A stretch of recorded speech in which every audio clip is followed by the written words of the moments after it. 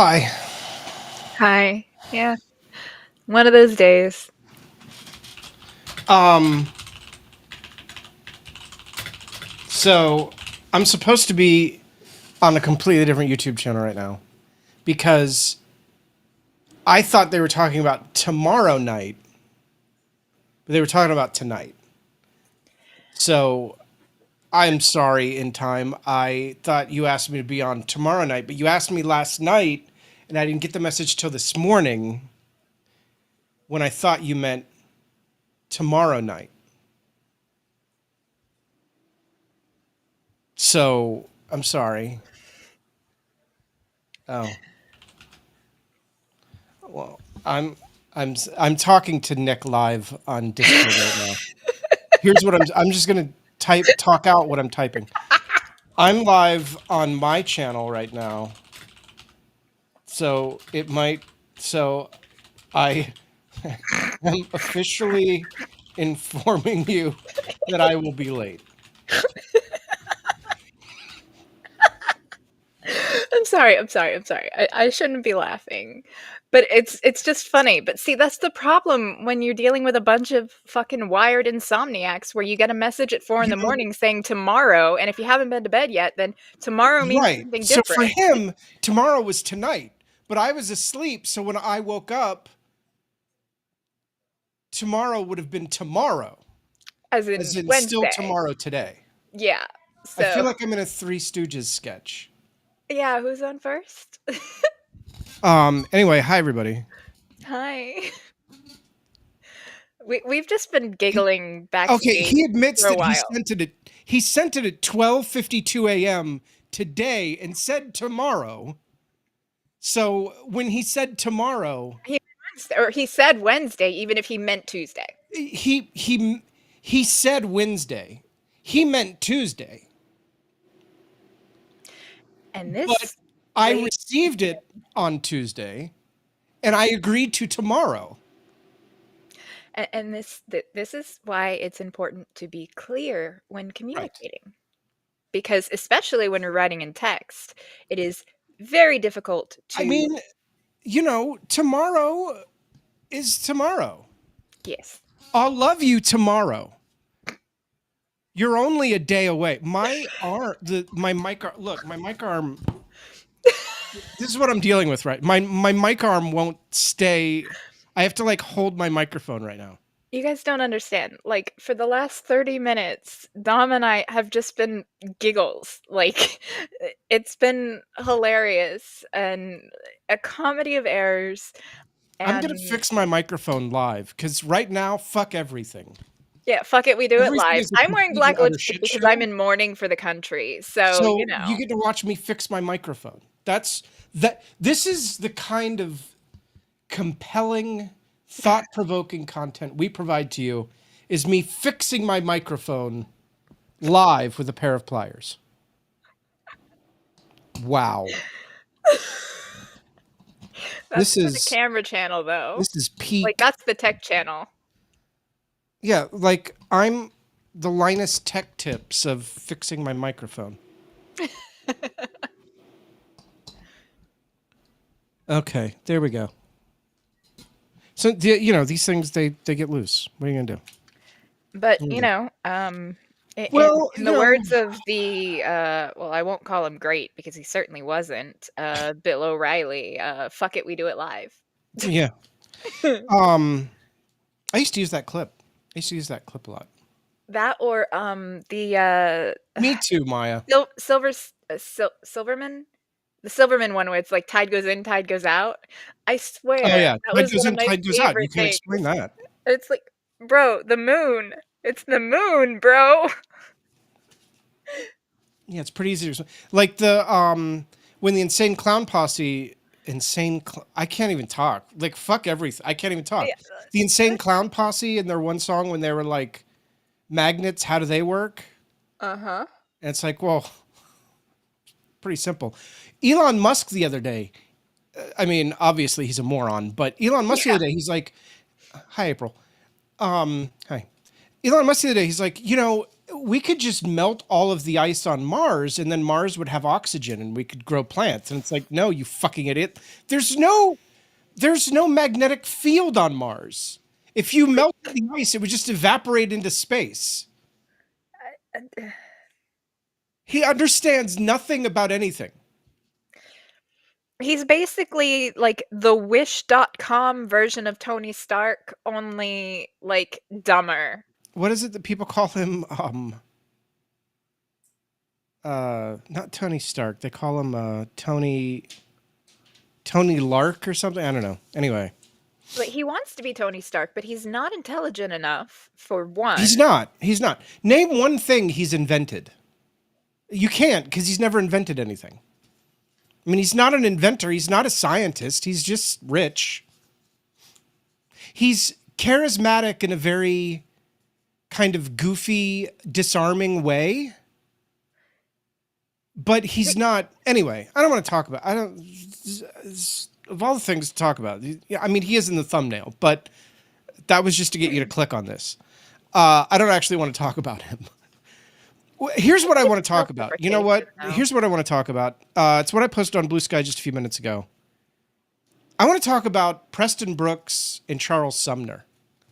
Kitty, do you know who Preston Brooks and Charles Sumner were? By all means, tell me. It's been a while since I took Spackle, history. he didn't invent PayPal. He invented a payment. He didn't invent. He helped another guy program a payment processing, helped him write a payment processing program, but the other guy did all the work. Elon just helped. Anyway, let's talk about Preston Brooks and Charles Sumner, because that's interesting. First of all, when I say bleeding Kansas, have you ever heard of bleeding Kansas? Have you ever heard that term? It sounds familiar. Like I said, it's been a while since I took U.S. history. Okay. Bleeding Kansas was a period in Kansas. I just wrote about all this on Blue Sky, so my memory is refreshed. This doesn't just exist in my brain. I had to reread about it to do a whole thread on Blue Sky. Kansas-Nebraska Act. Huh? No, sorry, I was thinking out loud. Oh, okay. Anyway, in the late 1850s, bleeding Kansas was a territory of the United States. It was not yet a state. It wasn't a state until 1861. While it was a territory, you could own slaves there. You could own slaves in Kansas. Bleeding Kansas was this period of instability in Kansas. There was violence, there was electoral fraud, there was voter suppression, all kinds of horrible things were going on in Kansas. 56 people died due to all this violence and turmoil that was happening in the state over the 4 or 5 year period. And in 1856, Charles Sumner, who was an abolitionist, did a speech called Kansas Crimes, or the Crimes of Kansas, something like that, that was arguing that the issue with crime and fraud in Kansas was all the slave owners. And the speech pointed out all of the slave owners, all of this horrid shit that they'd been doing for half a decade to ensure that people could still own slaves in Kansas. Kansas needed, in their opinion, needed to stay a slave state or slave territory. And when it was admitted to the Union, become a slave state. And this was a big issue at the time. In the late 1850s, Lincoln ran on this issue. Abraham Lincoln ran not on abolitionism. Lincoln's platform was that when new states joined the Union, no new state that joined the Union could be a slave state. That was his platform, and it was the platform that Republicans had run on for the prior decade or so that had made them a legitimate political party. It was a more moderate position where it's like, we're not going to touch what's already there, but we're not going to add new. Correct. Republicans at the time were not anti all slavery. They were just anti new slave states. If a new state joins the Union, it is not a slave state. That was the official party platform, and that was Lincoln's platform that got him elected to the presidency in 1860. Anyway, so Charles Sumner in 1856, he gives this speech highlighting all of this horrible shit that's going on, bleeding Kansas, and was in his office. And Preston Brooks, who was the representative from South Carolina? I think Preston Sumner Brooks was Massachusetts. He was a lawyer from Massachusetts, I think. Massachusetts, that's where he's from. Well, Sumner was. I don't know about... yeah. Sumner was from Massachusetts. Yeah, I think Preston Brooks was from South Carolina. Anyway, Brooks walks in, has his cane, it had a metal tip on it, and beats the shit out of Charles Sumner. Beats him bloody. I mean, he was bleeding everywhere. People had to pull Brooks off of Sumner. I mean, he beat him badly. And Sumner used the beating to illustrate why all of the stuff was going on in Kansas. Said, hey, listen, I speak out against all of the violence and electoral fraud and other fraud that was happening in Kansas at the time. And what happens? A pro-slavery representative comes in and beats me with a cane. Brooks had a lot of supporters. A lot of people sent him new canes because his cane broke or was damaged somehow. And it was South Carolina. You were correct. It was South Carolina. Yeah. He was from South Carolina. Okay. Brooks ended up resigning. He was forced to resign. He was reelected and then died. He died. He was only 37. He died young. I forget what he died. He died of dysentery or something. I don't know. Fever. Sumner went on to serve 18 more years. So Sumner served all the way through the Civil War and long after. The point of the thread was not to advocate violence, but Sumner used what was going on in bleeding Kansas to make a point.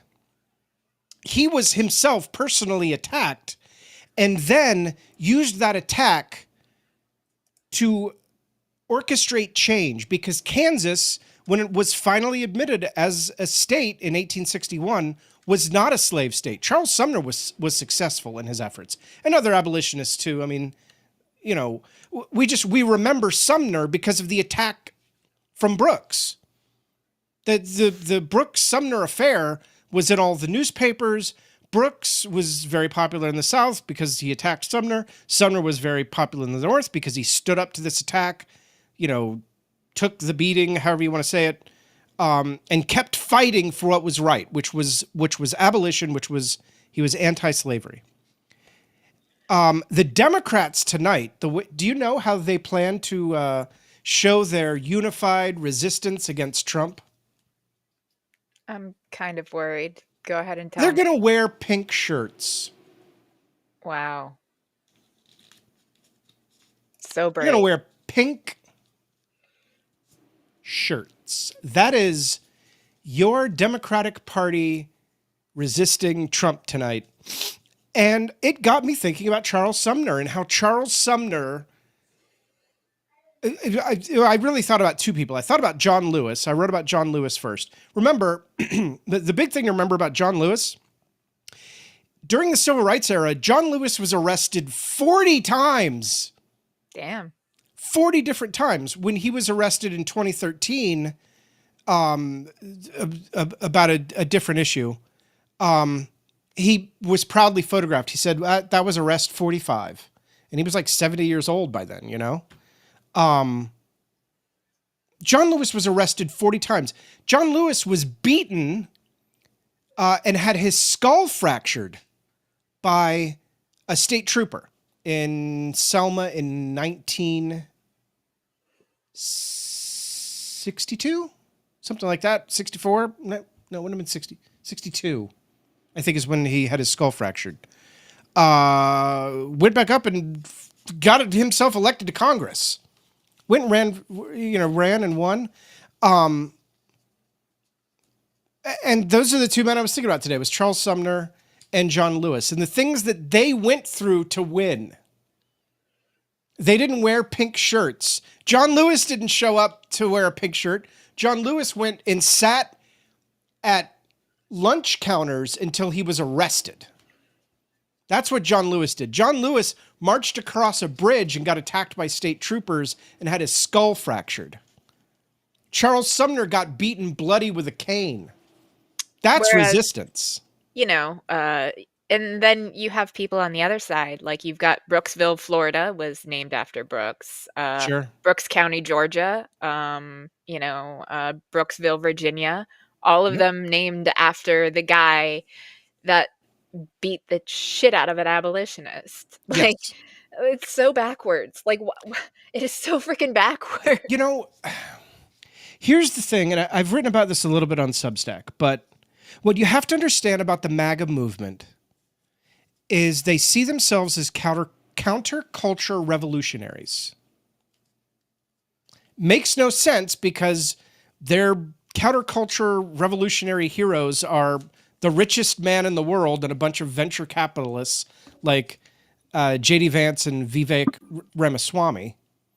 But that's how they see themselves. They see themselves as the counterculture revolutionaries against woke ideology, whatever the fuck that even means, that is erasing their heritage. And their heritage is white nationalism and Christian nationalism. I mean, And it's not a hatred. heritage, it's a heritage of hate.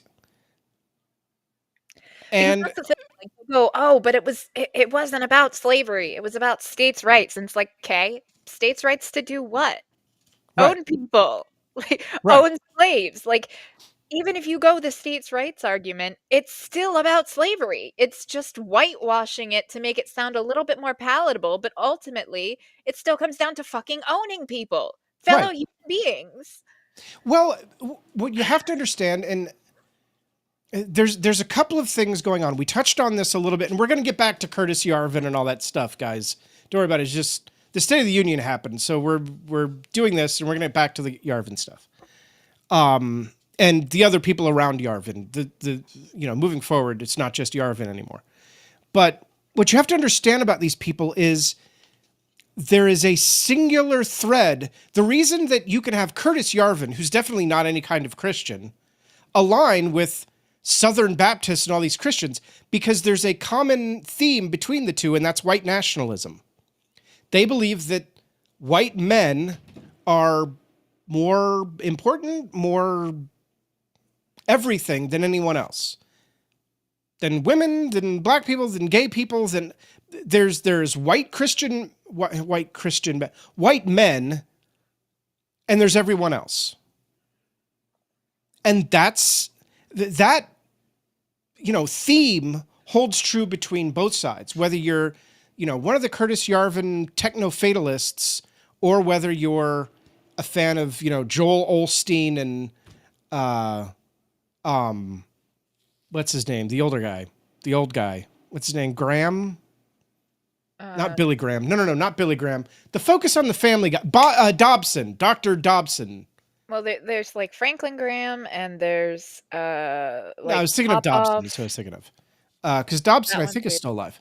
But he's in his Then there's late the 80s. guy for, the 700 Club. God, so what's his name?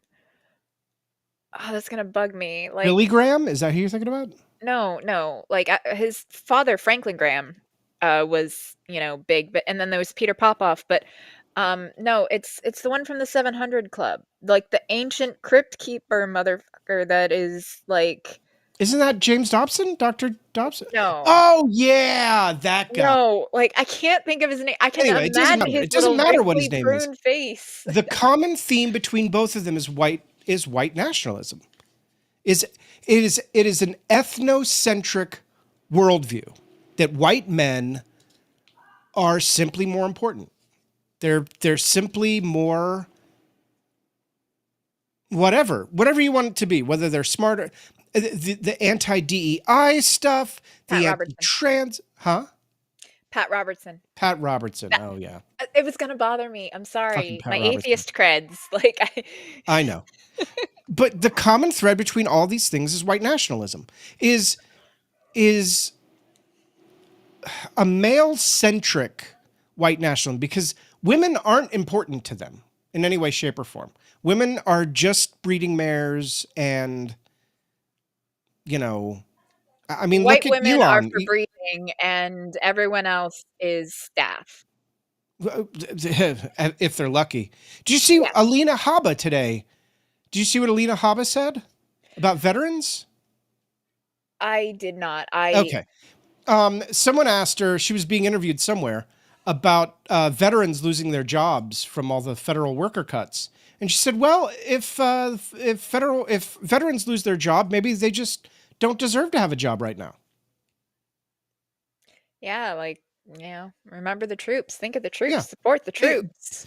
all they care about, and I'm talking about Yarvin, I'm talking about Vivek Ramaswamy, who's Indian and it doesn't make any sense. JD Vance, who's married to an Indian woman and has Indian children, or half Indian children, I guess. All they care about is preservation of white males. White males are more important than everyone else. And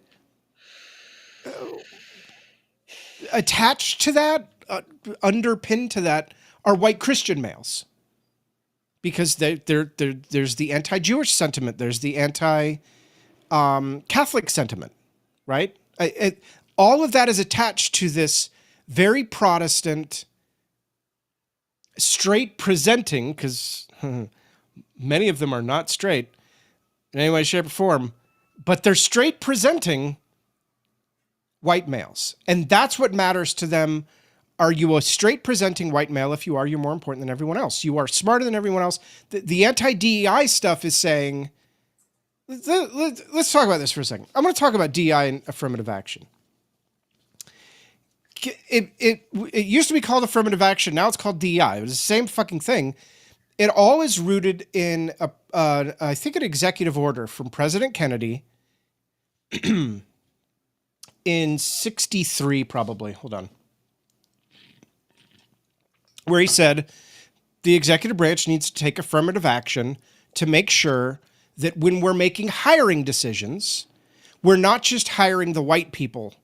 We're taking affirmative action to make sure that the best person has the job, regardless of, I think at that time it was just skin color, I think is all he was worried about. But, over time we've added to skin color, and then it's national origin, and then it's marital status and sexual orientation. All of the other stuff got added on over time. But the original thing was skin color. It was the civil rights era. It was the 60s. I mean, that was the original idea behind affirmative action. And Republicans have been pissed about it since. Because they don't feel comfortable. The conservative mindset, the reason that they're conservatives is that they're anti-change. Things need to stay the way that they are because I understand how things are. And if things change, if somebody else comes in and isn't the kind of person that I recognize, they might take actions that I don't agree with or that I don't understand. Not to And mention the so fact. Oh, sorry. you're okay. I'm almost done. So we need to keep things consistent because that keeps me safe, and that keeps my family safe, and that keeps my lifestyle safe, and that keeps my worldview safe. And I don't want, in this instance, obviously there's many other classifications, but in this instance, I don't want a black person coming in because a black person might make decisions regarding things that I don't agree with or understand because their culture or their upbringing or however you want to say it was so dissimilar to mine that they have a different value structure, right? I'm trying to be as fair as possible to the idea of conservatism right now. Obviously, we know that there's horrible things about it, which is very high level. And so underpinning all of this, MAGA's viewpoint is this idea that people can come in, like Obama as president, for instance, Kamala Harris as vice president, and she ran for president, obviously. She was raised differently. He was raised differently. They have different values. They have a different moral, and they don't. I'm not saying that they do. I'm talking about the MAGA conservative mindset. Because they have different values and cultural beliefs, whatever, than I do. they may make decisions that make me less safe. That's why they're so centered on like immigrant violence and shoplifting and, you know, violence in Chicago, which is such bullshit. But that's what they're centered on. Because it says, hey, look, people came in, they're in charge. They had a different upbringing than you, they had a different national origin than you, a different sexual orientation, whatever the classification is, and they made decisions, and now things are less safe. You are more susceptible to crime. Your money is less secure. Your economic situation is worse. I mean, part of it comes down to, just from like brain scans they've done, like conservative minded people, they have like a stronger fight or flight. They have more fear. So Right. part of it is like playing to that. But then there's also the fact that lifting others up and striving for equality, they feel like that is taking from them, because if they are in a position that is above, if you try to lift other people up to be on that same position, they don't see that as a good thing or a more egalitarian thing. They see that as, well, now I'm no longer further above them, so something is being taken from me Right. if it is given to them. Well, and not only that, then those people have a path to leadership. And if those people, whatever those people are, would, oh, did my camera freeze? My camera froze. All right. Well, it's fine. Um, I don't know. I don't know why my camera froze. Welcome to live. I don't know. It's my camera is now off. My camera is the screen is off. So I don't know. Maybe the battery died. Maybe it's not plugged in all the way. The dog keeps running around underneath. He actually earlier he was napping under my desk, stood up and stepped on the surge protector and turned off my computer in the middle of a Zoom call. That happened today. So I'm guessing that when he did that, he also unplugged the camera. Now that I'm using the camera, I think the battery died. So That tracks. yeah. So He, it's fine. he likes he definitely likes causing issues while He you're on does. He stream. doesn't mean to. He's a giant 100-pound carnivore that needs to be under my feet all the time, and it causes issues. Because he's So yeah, baby. my He's camera froze. It's fine. baby. He's baby. Yeah. And there's in order to fix it, it's fine. We can end the show a little bit early in a couple minutes. My point is that their fear is what's driving them, and the Democrats are doing nothing to address that. That is the driving force behind MAGA conservative thinking, is their fear. And the Democrats' way of addressing that is wearing pink shirts. That's it. That's their entire plan, is they're going to wear pink shirts. That's Honestly, it. me That's their burying plan. my nose in a book is just as effective. Since my camera's off, you can't see that I'm leaving. Go ahead and respond to that. I'm going to get a different battery for the camera. So go right ahead. It's just absolutely fucking wild. Like, because again, like you could literally just go take a bath, go for a walk, go camping, knit a scarf. All of those things are equally as useful in fighting back against the fascists as what the fucking Democrats are doing right now. It's useless. It's absolutely useless. And they're useless and they're spineless and feckless and frustrating because they are handing, I mean, they did hand over, but they are also not now fighting back against, they handed the country over to fascists. Like, you can't really, like, you can't polish that anymore than that. Like, they handed the country to fascists and they're doing fuck all to try to fix it. I just, it's so frustrating. It's why I honestly, I haven't been on TikTok since the day that TikTok went down temporarily and then came back. So, like, right before inauguration, I haven't really Right. been on TikTok. I posted a TikTok for the first time since before inauguration where I'm just like, yeah, hi, I'm alive. Sorry, I'm in my existential crisis mode because it's a marathon, not a sprint, and I would burn myself out if I treated this like I did in 2016, where I was following minute by minute everything that was happening, I would not survive 4 years of that, especially with how things are now compared to how they were then. Well, yeah, and this whole um the democratic plan seems to be. I talked about this to my dad the other day, and I haven't found a good way to present this yet. I'm gonna write about this on Substack eventually, once I find the right way to present this, because right now when I present this, it sounds terrible, but I don't know what else to do. When Sherman marched across Georgia, okay, that was the end of the Civil War. Sherman said, I'm going from right here, I think it was in like Macon, and I am marching to Savannah. I am marching across Georgia. On my way, I am burning everything that I encounter. I am salting every field, and I'm leaving a trail of fucking destruction across Georgia. He gets to Georgia and he writes a note to the president.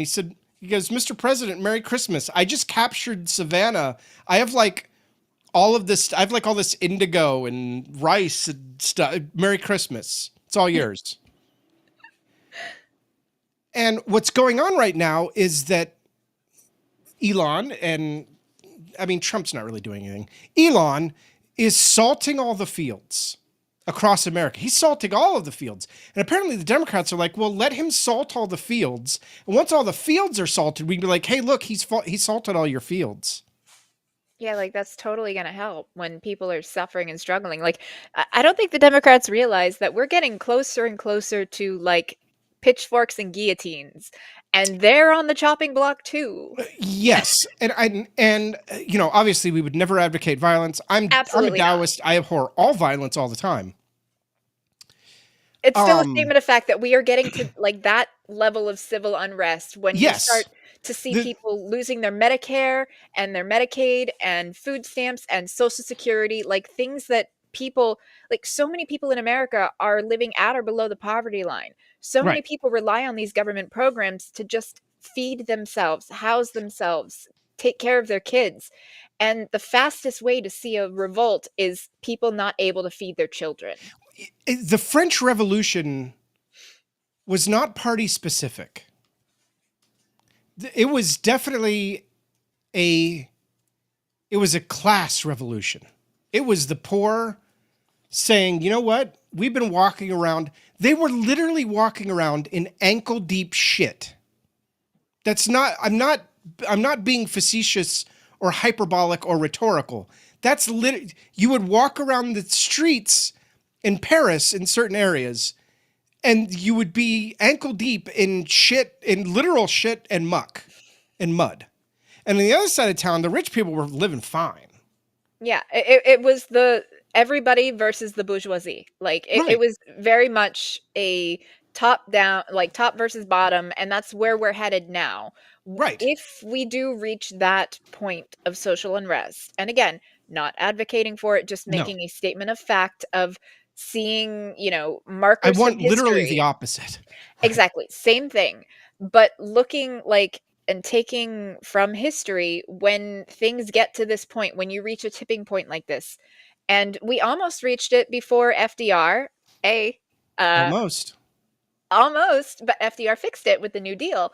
Right. And we don't have anybody with the testicular fortitude of FDR to come in and say, no, I'm going to beat you with a big stick and I'm going to win all the states and I'm going to have a super majority and I'm going to actually deliver for the people because otherwise they're coming after us with pitchforks. Well, so to his credit, not saying he had a perfect presidency, but to his credit, that's what Biden tried to do. That was Biden's plan. And he was very successful. We had a lot of manufacturing come back. Again, not saying it was great. And there's lots of environmental concerns and everything. Like, it's only an hour-long show. I can't give all of the facts and receipts on everything all the time. Maya, that's you're always one step ahead of me. But Biden's plan was, let's bring back manufacturing. Let's get chip manufacturing happening here in the United States. Let's get wages up. And if people are doing better economically, they'll vote for me again in 2024. Obviously, the things with Biden happened, whatever, and it's my opinion. I've never talked about this publicly. It's my opinion that the attack on Israel was orchestrated at the exact right time to be as bad as possible for the Democrats. I'll never be able to prove that, but that's what I believe. And I think Iran knew exactly what they were doing, and Iran was behind all of those protests. Anyway, and Mossad. Anywho, It's a clusterfuck. it is what it is. It's over. What are you going to do now? Trump's going to pave Palestine anyway. So if he has his way, I don't know they'll actually be able to accomplish it, but they're certainly going to try. The point is that the resistance that we need in this moment is not pink fucking shirts. And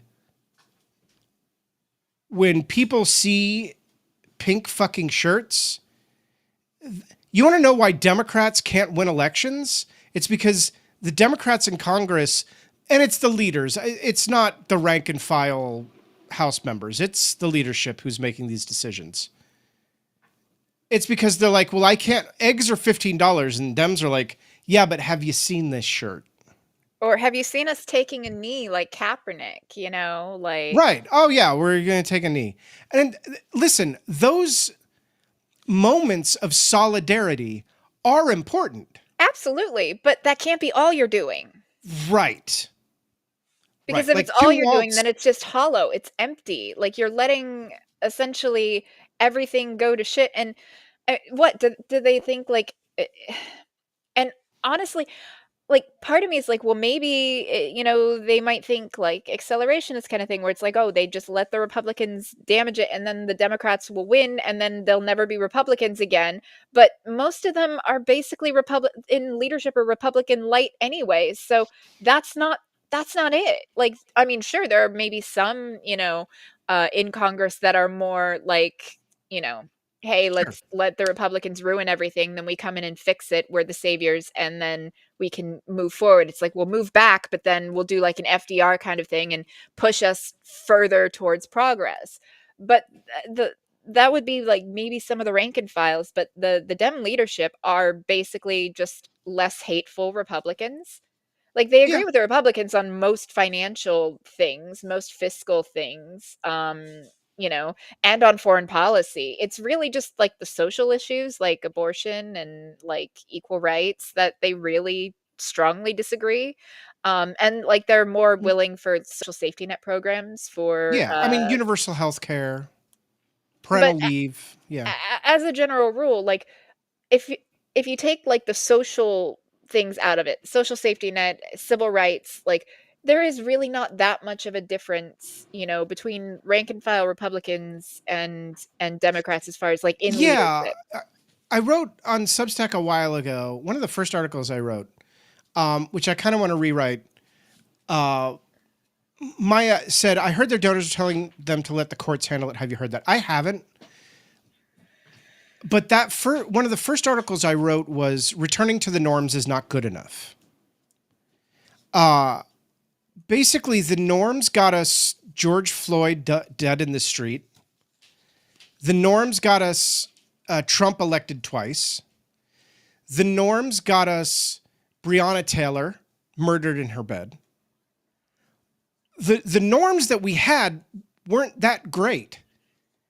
And when you have norms that aren't that great, you know what you end up with? Fascism. FDR called it. The problem is we need to get money out of politics.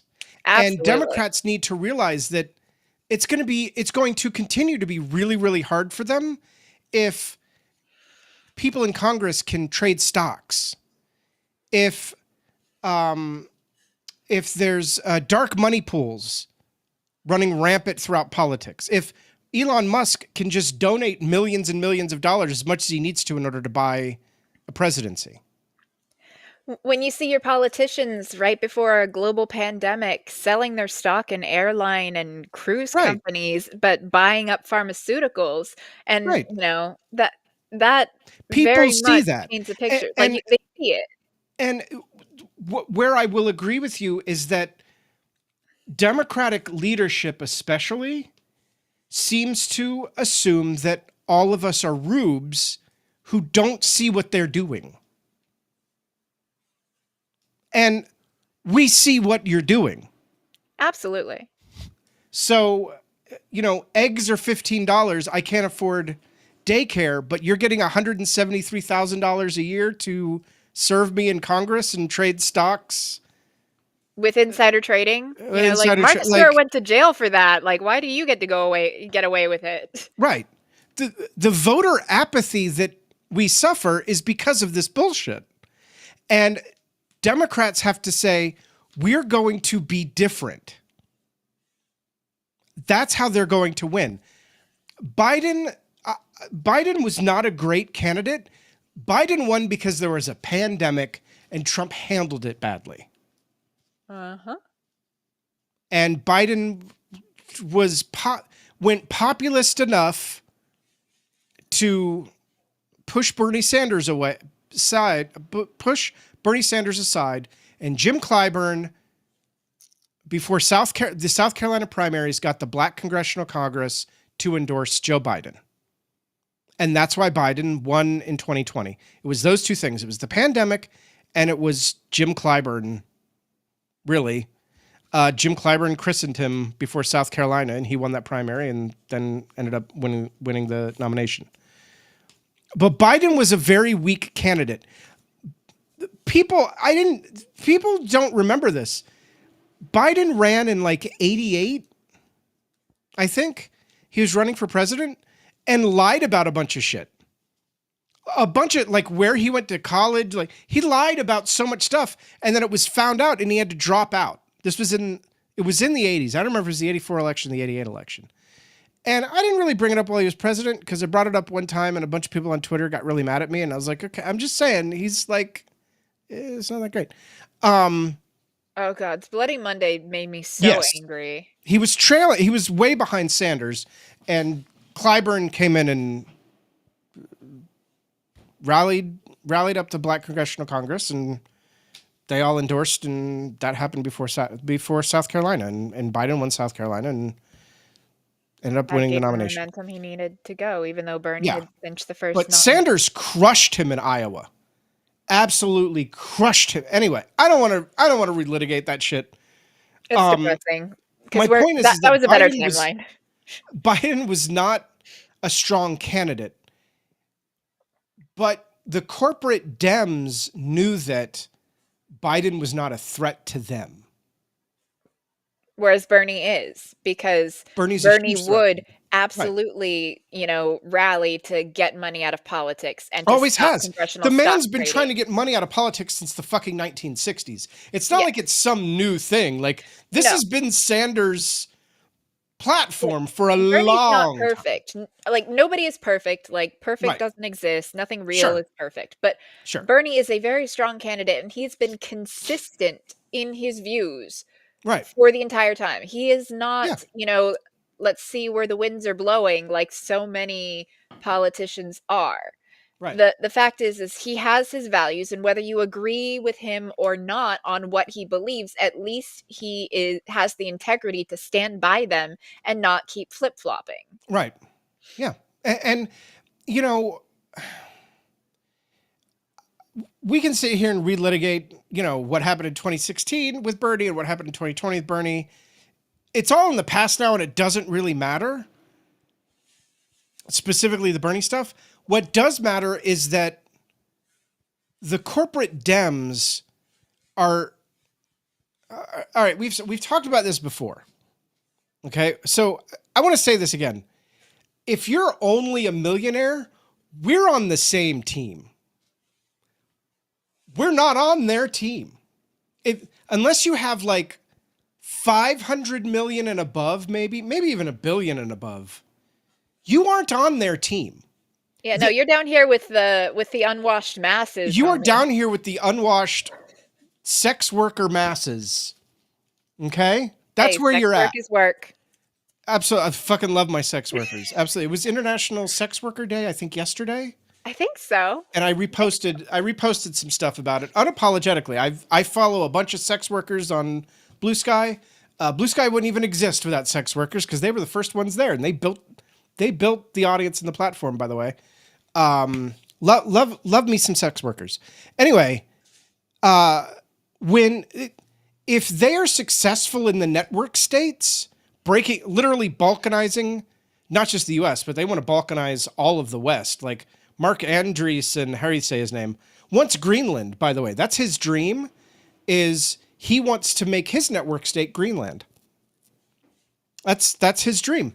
And by the way, the reason he's important, he's a senior advisor at Doge. Like all of the federal workers that are being fired, he's one of the main people making all those decisions. So, and he wants to own Greenland as his libertarian fiefdom. He's worth billions of dollars. You aren't on his team. You and your children will be his serfs. Yeah. If there are any like gamers out there that have played Shadowrun, like that is, yes, it's basically they want corporation states. They want yes, corporations to be their own nations that have their own armies and their own currency. Basically, right. take a corporate town and inject it with steroids and crank it to 11,000, and that's what they want. Yes, that is. And hi, Jefferson.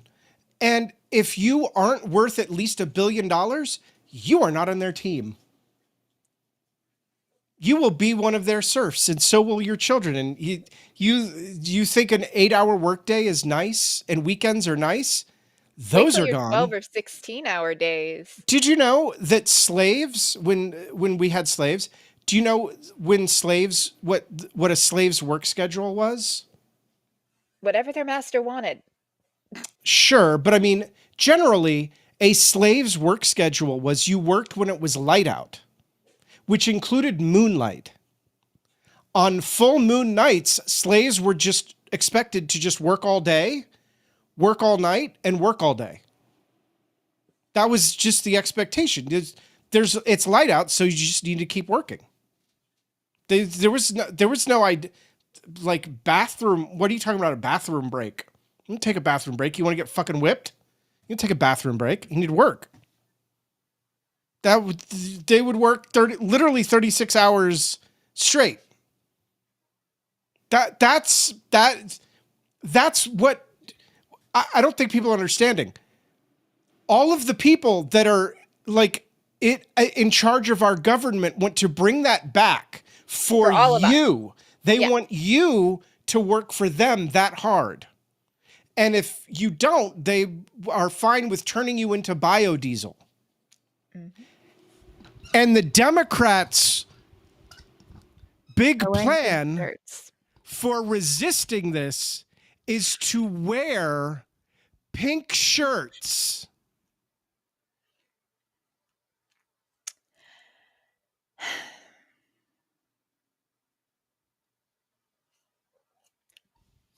It's frustrating. It's about all the time we have tonight. Yeah. Like, sorry for being such a downer. Like, it was all giggles in the beginning, and now it's just fucking depressing. Like, I mean, black for mourning.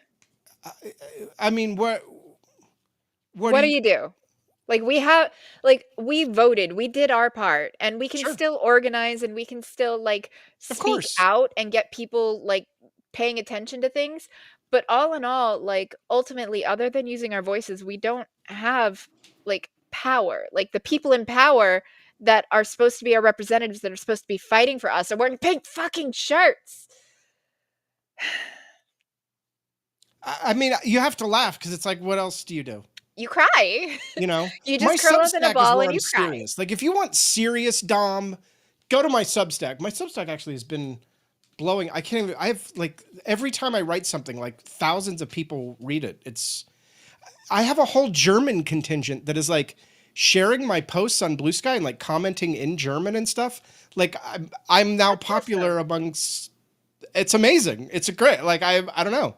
And like they'll repost me, but it's in German. So I have to like translate it to find out even what they No, said. you're right. We do, like, we do, and organizing and, Right. speaking out and everything, but I'm talking about, like, the people that actually have, like, institutional power, Right. like, our representatives are not doing anything. Like, yes, obviously, like, mutual aid and organizing and, banding together, like us here down at the bottom, that is wonderful, and I'm not trying to say don't do that, and I'm not saying that's not power in and of itself. I was specifically talking about the elected officials whose entire job is meant to be representatives for us that put them there, and instead of actually doing something to push back against the things that are actually hurting their constituents, they're wearing pink fucking shirts. Yeah, April. I saw somebody mention that on Blue Sky. I didn't see read the actual story or quote, but I like it went by and I was like, oh yeah. I think 60-hour week is generous. Excuse me. I think they'd probably be more likely to do whatever 12 times 7 is. I don't know. Hey Google, what's 12 times 7? 12 times 7 is 84. 84. I would say an 84. They would say, hey, you got to hustle. You got to have that hustle mindset. Work 12 hours a day, and maybe someday you can be the Or lead if slave. you're lucky, on Sunday, you'll only work an 8-hour shift, so it'll be Right. On 80 Sunday, hours we'll give you a instead. bathroom break around 11. Yeah, and 80 hours instead of 84 because we're so magnanimous and Oh, generous sure. that on Sunday, you get 4 hours extra off so that you can go, like, tithe at the church. Right. Or if you're a woman, that's your breeding time. You can go get Yes, bred by the local oligarch. absolutely. Fucking Christ. That's about all the time we have. Thanks for coming to Handmaid's Tale bullshit. fun fun show. It started out fun and then it just got depressing. Do you remember that one point in the show where my camera died? That was Uh-huh. fun. Yeah, that was fun. And the It was giggles fun. and, like, It was a little fun. the mic issue and the giggles in the Oh, beginning, sure. like, that was totally fun. Oh yeah, that's right. I fixed my mic live during Yeah, the show. you That's right. I forgot did. about that. And That and you just happened and I forgot about it. and you gave an apology at the beginning, and we were just, like, laughing because of the scheduling thing, and then I woke up at like 4 o'clock this morning. I told Kitty, like, when she messaged me, like, when are we going live? I was literally like, oh, I think I'm going to go lay down. I think I'm just going to go to bed early. I don't want to watch Trump's speech anyway, so I don't care about like staying up. And then she's like, are we having a show? I was like, oh, it's Tuesday. it's Tuesday. I Okay, forgot it was so, Tuesday. like, It's been a fair. long week. It's been a really long week and it's Tuesday. It's been a really long week for me. I can't even. Technically, I forgot my sister's birthday. Now, in my defense, I know when her birthday is. I Right. thought that it was Thursday, that Thursday was the 19th of February instead of it being Wednesday. So I did not call her on her actual birthday because I was like, oh, like I'll message her on Thursday, because that's the 19th. No, Thursday was the 20th. So, like, granted, I'd already given her present and everything, and, like, she was fine. I apologize, but I honestly like, I was a day behind, Right. and I'm still not, like, it's Maya, politics can be lighthearted and I'll prove it. Rush Limbaugh's fucking dead. I'm sorry. There you go. Politics is lighthearted. See? I win. Did I ever tell you about when I was a kid, with when my parents used to listen to Rush Limbaugh at the neighbor's house? Like, we'd Uh-huh. be over there swimming in the pool, and I got really good at holding my breath underwater because at 9 years old, I was convinced that Jeff Foxworthy and Rush Limbaugh were brainwashing the adults, and I didn't wanna listen to it because I was worried they were gonna give me the brainworms that the parents had. His TV show used to come on at night. So I'm old. I would when I stayed at my mom's house, I had You're 2 I years had a old. little black and white TV, which was like, I don't know, my grandmother owned it or something. I don't know how the fuck I ended up with it. But it was in my room. I wasn't allowed to have a color TV. I was only allowed to have a black and white TV. And on channel 44 in Central Florida, I don't know if it's still I don't know. I don't know if that's still around. Star Trek The Next Generation episodes would play at 11 p.m. And I would do my best to stay awake. I was a teenager, yeah, preteen teenager, I don't know, 12 to 14. and they would be reruns. They weren't the new episode. The new episodes came out on Friday or Saturday or whatever. But they would just do reruns, and I would watch it. And then after that was Rush Limbaugh's TV show. So sometimes it was a really good episode of Star Trek. I would be up not one of the shitty ones. One of the shitty ones, I wouldn't even make it past the second commercial break. But I would see his show, and I would like be laying there like half awake, like, what the fuck is this? and he'd be like laughing at, he'd be like making jokes about people dying from AIDS, and I'd be like, what is this? Why? Like, what? What? Like, I remember thinking one time he had some board. I don't remember exactly what it was, but he had a board, and it was just of like gay men who died of AIDS, and that was the joke. Which is That was just the joke, was that it was a bunch of gay men that had died of AIDS, and the audience was laughing and stuff, and I'm like, why is that I was funny? like, is this like a parody of something? Like, I didn't get it. I was like, is this like I thought maybe it was like parodying stuff about politics. And then there was, he always made jokes about Vince Foster. Nobody knows who Vince Foster is. Vince Foster was like a lawyer or something that worked for the Clintons that died. And he would always, Rush Limbaugh would always allude that the Clintons had something to do with Vince Foster's death, but like he committed suicide, and it was like obviously suicide. It wasn't like, oh, he got shot, 2 times in the back and committed suicide. Like, he literally put a shotgun in his mouth, unfortunately. Anyway, it's nice to not have to worry about getting demonetized, because I can just say whatever the fuck I want. YouTube, you can't hurt me. Anyway, he would bring it up like weird. He would be talking about like some news story. It's hard to even like quantify, because it's not funny. It doesn't make any sense. But he was like talking about recipes one night. Like, he was going through different recipes that were like liberal recipes. And it was like an avocado toast joke, but this is long before avocado toast. And I don't remember what it was. Some fancy ravioli or something. He's like, well, then you'll end up like Vince Foster. And I was like, well, but that's not funny, because Vince Foster just killed himself. He killed himself. He didn't die of like eating something. Like, if Vince Foster had like David Carradine, who died with autoerotic asphyxiation.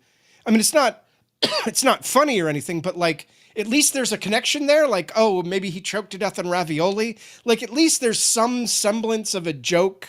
Instead, he just shoehorned in somebody who killed themselves in order to like take a swipe at the Clintons. Yeah, just to denigrate the Clintons. This is why conservatives aren't funny. And those are the only 2 instances that like I remember off the top of my head. I don't know if that show exists somewhere where you can go watch it. You shouldn't. But it wasn't funny. It wasn't even mean-spirited. It was just it was mean-spirited and bigoted. But it wasn't mean-spirited. It was like, I don't even know what to call it. Because it wasn't mean-spirited. It was almost like the Bozo Show, like, Vince Foster you better not eat that. You'll end up like Vince Foster. And so it wasn't like, he did it. He was trying to do like this, like lighthearted, I don't know. It doesn't make any sense. And I would just sit there and it'd be like, I'd be delirious because I was up way too late. And I'd be watching him on this tiny black and white TV show. Dream. Right. And it was like, I don't know. It's like my brain was breaking. I was like, am I awake? What is this? Yeah, no, like I ended up spending minutes underwater. Like, I would stay underwater, come up for air, immediately go back underwater, because I was just, it gave me the ick. And I was like, yeah. I don't like this. And I feel, like it's putting like bad ideas, like think like Invasion of the Body Snatchers kind of thing. Like, I was like that. Like, it's going to replace my parents, like, with these, like, evil things. Like, I've talked about this before. Like, by the way, if you're showing up because you think we're going to watch the fucking Trump speech, we're not. I don't want to. If that's what you're looking for, you need to find a different channel. We're about to go off the air. Anyway, I famously, and then we're closing. I'm going to finish with this. Famously, I've talked many, many times that I used to listen to Alex Jones, Now, I never listened to Alex Jones because I believed in Alex Jones, and this was in the 2000s. This was a long, long time ago. He was a very different He was guy not at the quite time. so I listened Alex to him because Jones. he was very sovereign citizen focused, and I liked to laugh at him. Because he was very sovereign, oh, well, you don't have to pay your IRS taxes because, they put chemicals in the water to make the that turned the frogs frogs gay. gay. Right. And I would just laugh. I'm like, it's funny. But it was like for whatever reason, it was like the only thing I could get in my car at the time. I don't even remember why I was listening to him. But I would listen to him for like the 30 minutes when I had to take my roommate to work. So this was for, I don't know, 4 or 5 months. I would listen to him every day. I would listen to that like 30-minute, bit. That was it. But at least with him, there was something like Alex Jones was so insane that you could laugh at him. Rush was just evil. I would say evil, like laughing and having a board of gay men being dead from AIDS. But you know what it was? It was this addiction. He had to be degrading, not just denigrating, but degrading. And that's what I was saying. What mean-spirited isn't the right term. It was just, he would just find every avenue to degrade people. Yeah. To dehumanize people. And hey, that, dehumanize, that's the better word. Because, hey, so some people are into being degraded. It wasn't like a mean-spirited thing. He was just, he would just dehumanize people. Anyway, we're going to go. Thanks for watching whatever the fuck this just was. I don't even know what the fuck I have no idea. I was fixing my microphone, the camera died. Like, what are you people even doing? Why are you here? Go.